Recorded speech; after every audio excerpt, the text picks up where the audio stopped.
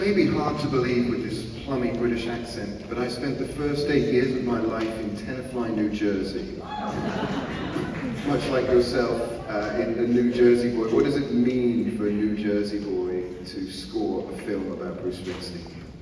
For me, it felt like fate or destiny. I was born and raised in New Jersey. I lived there for 24 years. It really was a dream come true, like a thrill of my career to be able to score this film. Yeah, I can imagine. Warren Zanes released this book in 2023, and you covered a couple of songs, including State Trooper, for the launch of that book. Did that lead into this opportunity? Is that how you got in touch with Scott Cooper? Can you tell us the story? Yeah, it definitely helped me getting on Scott Cooper, the director's radar. Warren remembered that I had done that with my band, the Lumineers, a few years ago in Nashville, Tennessee, for his PBS. And yeah, I had expressed a great deal of interest in scoring this film. I had written some demos, and I think for me, I thought a lot about how I wanted to sort of attack the score.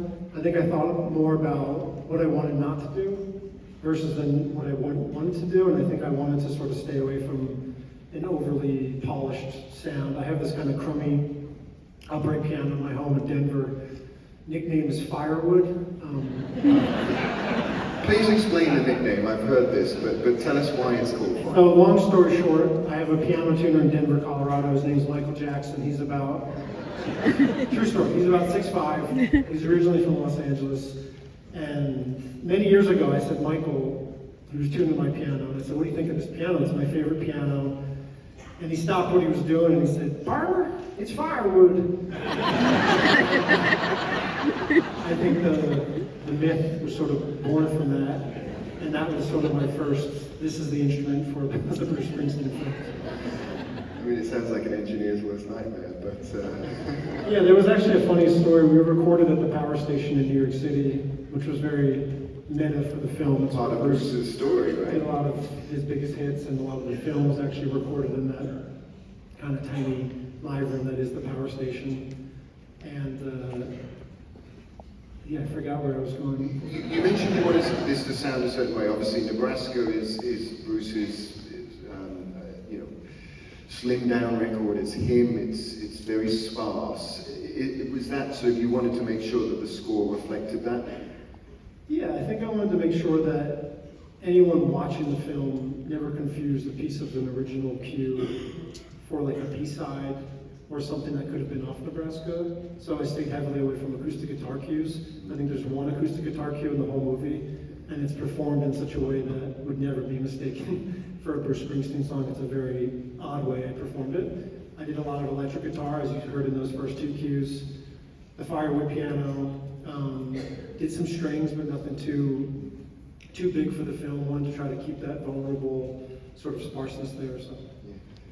And I understand that you actually put some of these tracks through a 4-track recorder, just like Bruce. I mean, Bruce made this record on a 4-track tape recorder, and you did something similar. Yeah, it was a brilliant idea by my music editor, Jason Reuter. He said, we have a bunch of these TAC 144 Porta studios that Bruce recorded in Nebraska. What if we ran through some of the stems?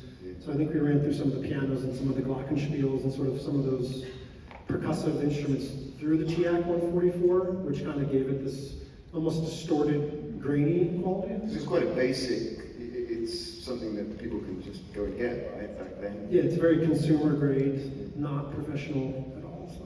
And what was the idea behind that? What did you want to, did you use that to sort of get a similar tone to Yeah, I thought it was a novel idea that you would,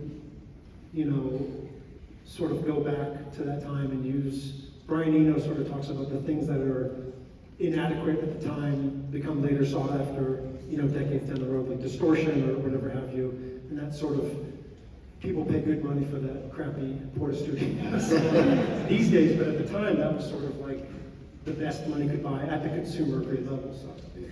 You obviously scored this film, you scored A Long Walk, which also came out. How are you finding this side of the world compared to being in the Lumineers and recording your own solo work?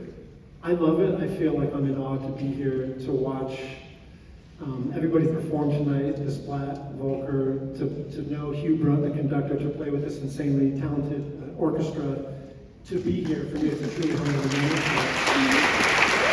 Please give it up for Jeremiah.